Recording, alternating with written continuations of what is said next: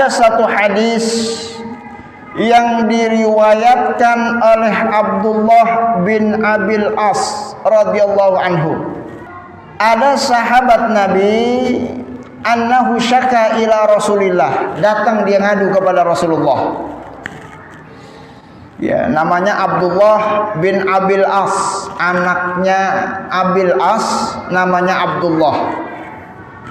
Jadi ternyata Rasulullah itu selain Nabi, selain Rasul, beliau juga ahli pengobatan alternatif. Karena banyak sahabat Nabi kalau sakit datang ke Rasulullah Sallallahu Alaihi Wasallam. Ya makanya jangan heran kalau di masyarakat kita ada orang-orang tertentu yang kalau sakit nggak pergi ke dokter, dia datengin orang-orang yang dianggap soleh, yang dianggap doanya mustajab, dia minta doa, mudah-mudahan doanya dikabulkan oleh Allah Subhanahu wa Ta'ala. Dan ini sunnah, sebab sahabat Nabi banyak yang sakit, nggak satu dua orang. Ini kan ada hadis yang ketiga, kalau sakit datang ngadu ke Rasulullah Sallallahu Alaihi Wasallam. Apa yang diadukan? Yajiduhu fi jasadihi waja'an, dia dapati badannya itu banyak ada yang rasa sakit. Munzu an aslama, sejak dia masuk Islam. Ya ini penyakitnya cukup aneh Pak ya. Sakitnya bukan dari kecil, sakitnya ada kaitannya sejak dia masuk Islam. Ya, ini kira-kira penyakit apa Pak? Ada orang sakit mulainya itu sejak dia masuk Islam. Ini jangan-jangan penyakit kiriman. Orang-orang yang mungkin dulu satu agama tidak ingin, tidak rela, dia pindah agama masuk Islam sehingga dibikin sakit. Karena sakitnya dia sendiri nggak tahu. Pokoknya ada aja yang nggak enak, ada aja yang dia rasain, ada aja yang dia sakit itu di dalam tubuhnya. Dia nggak tahu penyakitnya apa obatnya. Makanya dia nggak datang ke dokter, dia nggak datang ke tabib, dia datang ke Rasulullah Sallallahu Alaihi Wasallam. Konsultasi, ya Rasulullah, yajidu fi jasadihi muzu'at selama. Lalu apa yang diajarkan oleh Rasulullah? Sederhana Pak, yang diajarkan Rasulullah. Kata Rasulullah, do yadaka 'alal ladzi ya'lamu min jasadika. Letakkan tanganmu, engkau tempelkan di bagian yang engkau rasa sakit. Yang mana yang engkau rasakan sakit, silahkan engkau tempelkan dengan tangan kananmu itu. Yang mana yang sakit? Yang dirasain di mana? Ini linu-linu Pak Ustaz. Yang mana? Dengkulnya. Pegang dengkulnya. Kalau memang dengkulnya linu. Yang mana yang sakit? Ini perut melilit Pak Ustaz. Apalagi kalau jam-jam malam belum makan. Nah itu belum makan. Ya, maka pegang perutnya. Pegang perutnya. Yang sakit yang mana? Sering pilek, pegang hidungnya. Sering apa lagi? Sering batuk-batuk, pegang dadanya. Sering apa lagi? Sakit tenggorokan, pegang lehernya. Sering apa lagi? Pusing-pusing, pegang kepalanya. Ya, asal jangan pusing jatuh tempo Pak ya. Kalau pusing migrän silakan. Apa yang sakit di bagian tubuhmu pegang. Do yadaka 'alal ladzi ya'lamu min jasadika. Ini diajarkan oleh baginda Rasulullah Sallallahu Alaihi Wasallam. Tapi bukan cuma sekedar pegang. Pegang bukan sembarang pegang. Qul, ucapkan sambil engkau pegang Bismillah, dengan nama Allah. Salasan, 3 kali engkau ulangi.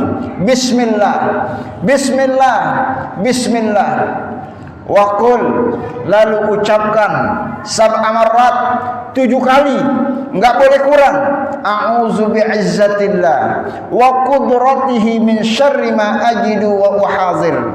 Aku berlindung kepada Allah dengan kekuatan Allah dari bahaya yang mungkin ditimbulkan dari apa yang aku dapatkan. Itu artinya zikirnya baca bismillah 3 kali, lalu baca 7 kali a'udzubillah wa qudratihi min syarri ma ajidu wa uhazir, disambil pegang bagian yang sakit. Hadis riwayat Imam Muslim.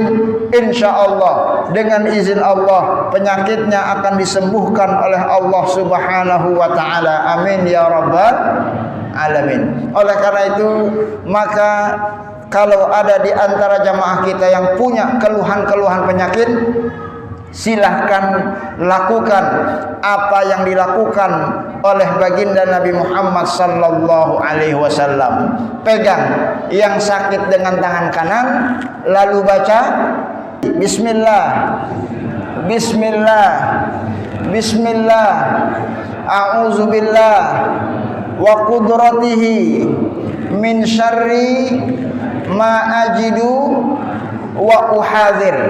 Sambil kita pegang yang penyakit yang kita derita, insyaallah dengan izin Allah, Allah akan berikan kesembuhan. Amin ya rabbal alamin.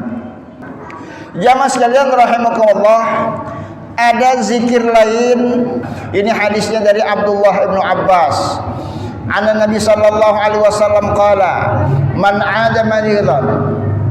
Nabi sendiri bersabda, kata Nabi, siapa saja di antara kalian yang mengunjungi saudaranya yang sedang sakit, lam yahdur ajaluhu, kalau memang belum sampai tiba ajalnya, dia bacakan ini zikir, ayashfika illa afallahu min zalikal marad, pasti Allah akan berikan kesembuhan dari penyakit yang dia derita.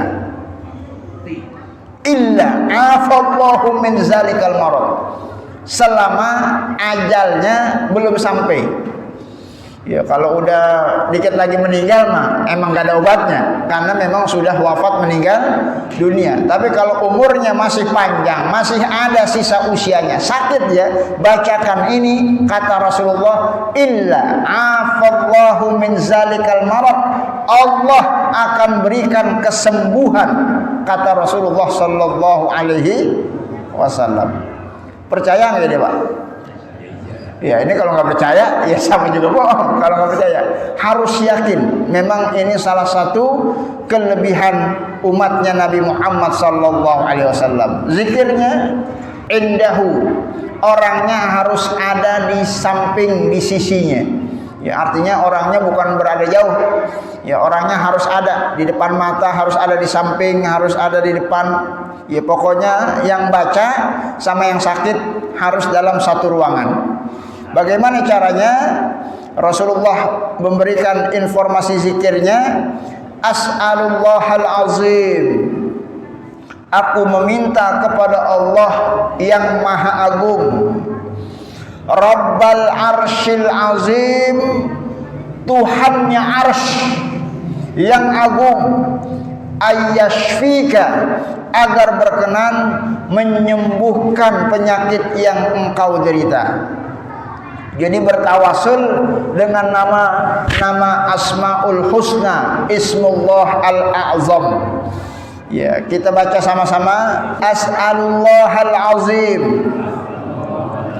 Rabbal arsyal azim, ayyashfika. Dibaca 7 kali. Kata baginda Nabi, illa afallahu min zalikal marad, insyaallah penyakitnya akan dihilangkan oleh Allah azza wa jalla. Amin ya rabbal alamin. Ibaratullah, sebenarnya dalam lanjutan hadis ini yang meriwayatkan hadis itu saya baca berulang-ulang, dengan izin Allah penyakit yang aku derita disembuhkan oleh Allah Subhanahu wa ta'ala. Ya, tapi harus yakin. Makanya dalam penjelasan para ulama, afadal hadis bahwa fadlud du'ai indal marid wa asarahu tahaqqaqu syifa liman qibala indahu zalika idza sadara al-qawlu an sidqin wa salah. Jadi zikir-zikir yang seperti ini dan lain-lain sebagainya, ini harus dibaca dan dipanjatkan kepada Allah, harus dengan penuh keyakinan kalau ingin dikabulkan oleh Allah Subhanahu wa taala. Maka mudah-mudahan insyaallah kalau kita baca dengan penuh keyakinan, sangat mudah bagi Allah untuk menyembuhkan penyakit kita yang tidak seberapa. Jangankan menyembuh penyakit kita, menciptakan kita saja Allah mampu. Jangankan menciptakan kita, menciptakan seluruh alam semesta, itu semuanya adalah ciptaan Allah Subhanahu wa taala. Jangan kita mengecilkan kemampuan Allah gara-gara penyakit yang kita derita, dan tentulah kekuatan iman yang menyebabkan doa kita dikabulkan oleh Allah Subhanahu wa taala. Amin ya rabbal alamin. Ibadallah, mudah-mudahan zikir-zikir yang barusan kita sebutkan bisa kita amalkan pada saat kita menjenguk saudara kita yang sedang sakit, ataupun kita ada keluhan-keluhan penyakit sebagai alternatif pengobatan. Amin ya rabbal alamin. Tapi bukan berarti cuman zikir doang, nggak minum obat, nggak pergi ke dokter. Ya kalau belum sembuh, silahkan lakukan ikhtiar-ikhtiar yang lainnya. Sebab yang namanya zikir dan doa ini ada kaitannya dengan kemustajaban doa-doa kita. Banyak doa kita yang mungkin belum dikabulkan sama Allah. Ada nggak kira-kira Pak? Keinginan kita yang belum Allah kabulkan. Ya karena memang dalam pengabulan doa ini banyak variabel yang harus kita penuhi. Ada syarat-syaratnya. Tidak boleh kita melakukan dosa-dosa besar. Kalau melakukan dosa besar, ini khawatir Allah murka. Bagaimana mungkin Allah mengabulkan kita punya permohonan sedangkan Allah lagi marah sama kita?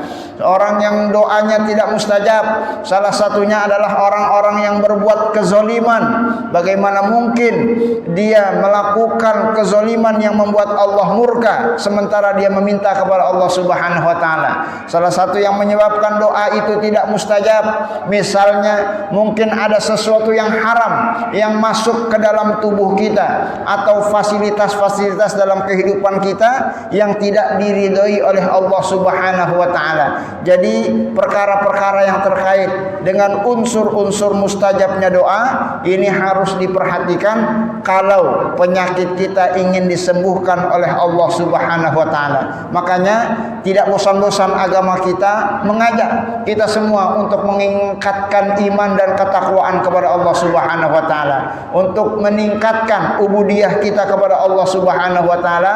Karena kalau kita sudah meningkat imannya, meningkat takwanya, mustajab doa-doanya, sakit sederhana, baca doa ini Allah akan sembuhkan penyakitnya. Amin ya rabbal alamin.